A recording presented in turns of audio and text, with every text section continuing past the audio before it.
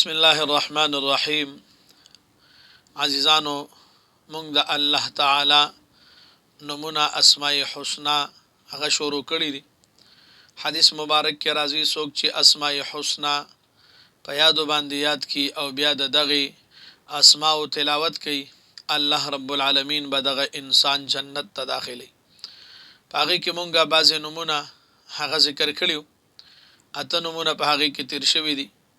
وس نهم نمبر نوم د الله رب العالمین اغا العزیز هو دے. سوک هم چې العزیز اسم سلویخت رزی روزانه سلویخت واری یا عزیزو یا عزیزو یا عزیزو دا په یکسوی سروي په سوچ او فکر سروي.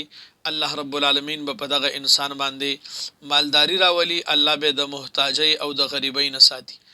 او هر څوک چې یو سلويخت پیری د سحر د مانځنه پس 41 پیری د دې اسم مبارک تلاوت کوي، الله رب العالمین با دغه انسان د ذلت نساتی، الله تعالی بدلا د عزت زندگی ورکي.